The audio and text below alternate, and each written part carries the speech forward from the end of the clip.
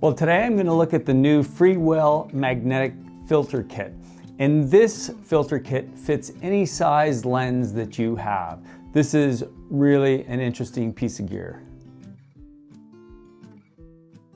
Welcome back to the channel. Today I'm looking at a new filter kit, a new magnetic filter kit. And I do not do a lot of reviews. There are a lot of great YouTubers that do great reviews. And I kind of only do reviews or look at gear that I think I can use or that the people that watch my channel can use.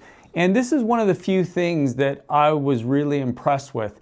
The folks at Freewell sent me a filter kit to test out and see how it works. And I took it through its paces, and it is a really nice piece of gear. What they sent me was their filter kit, and what comes in the filter kit now is rings for all of your lenses. I had an old filter kit and it was a 67mm filter kit. So I could only use the filters on 67mm lenses.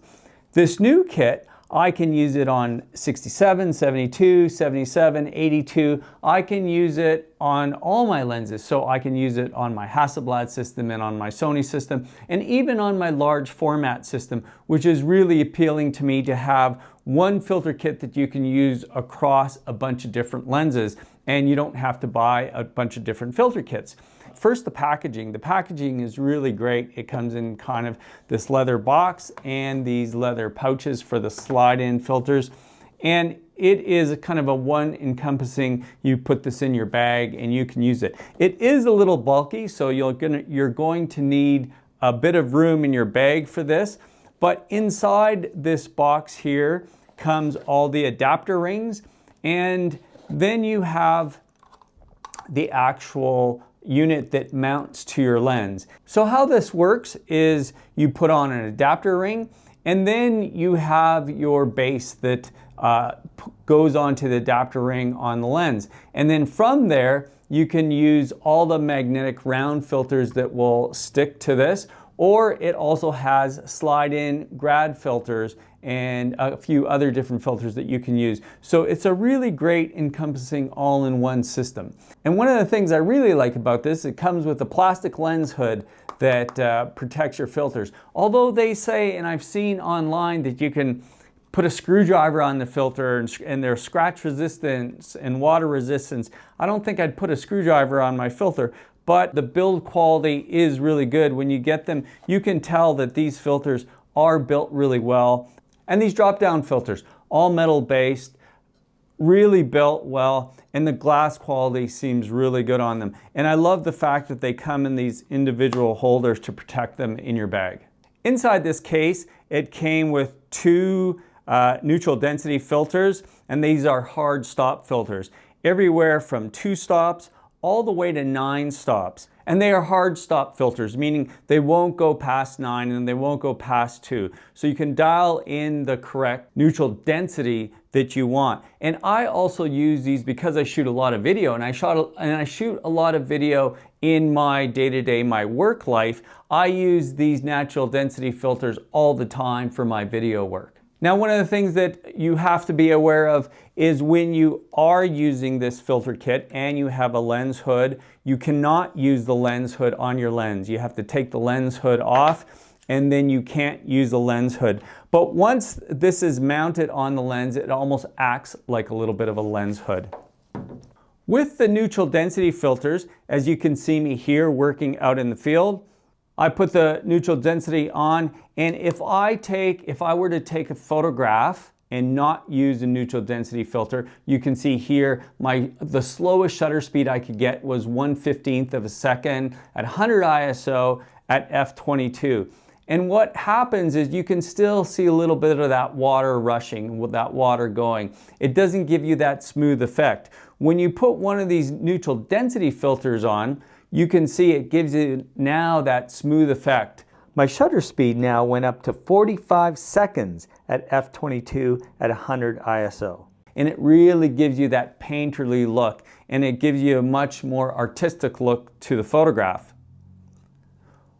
One of the things that I found was you get a slight bit of color shift in the shadow areas, so you need to watch that. You can correct it, of course, in Photoshop, but in a scene, you will have different color temperatures in the shadows and in the highlights and in the midtones anyway. It's not always going to be the same color temperature across those zones. This is the soft grad filter.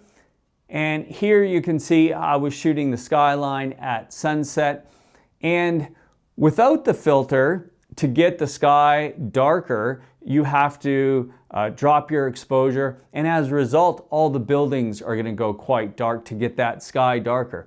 If you were to do the correct exposure for the buildings, as in this photo here, you can see that the sky really becomes washed out and there's really no detail, and it's quite a flat photograph. So when you use a soft grad filter like this, what happens is you can get the correct exposure on the bottom half of your photograph, so you can see the buildings really well, and it gives you that soft gradation so that you let the sky go darker so you can get that detail in the sky so that sky's not blowing out. So I really like this filter, and especially working here on the prairies, I use this filter quite a bit. Now this is a really interesting filter as well. This is the snow mist filter.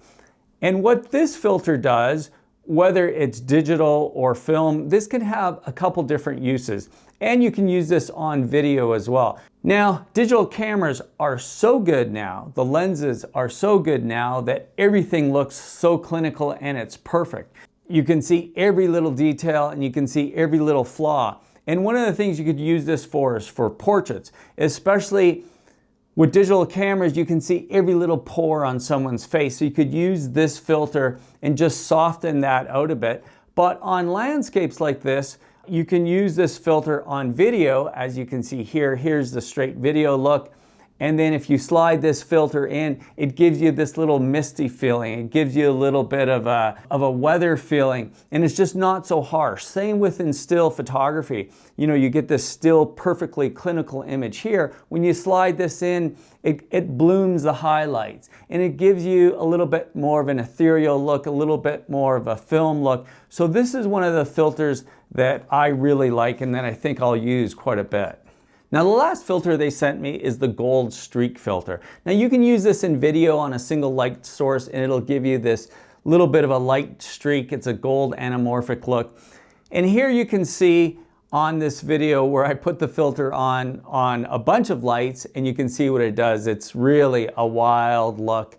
Not really a look that I would use. And here's a still photograph of it as well. So yeah, the gold filter look is an interesting look. Not sure how much I would use it, but it's kind of interesting to have to give that photograph just a little bit of extra pop. So a really great kit from Freewell, the K2.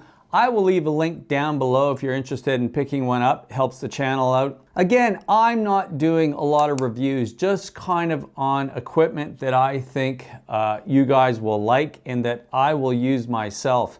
The one thing I hope that they do bring out that I think that can be really useful to film photographers, to large format and black and white film photographers, is a color kit.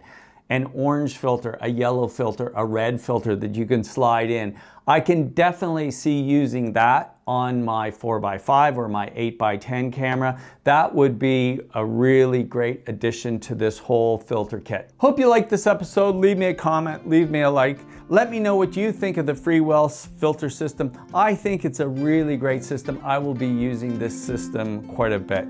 I will see you next time. Cheers.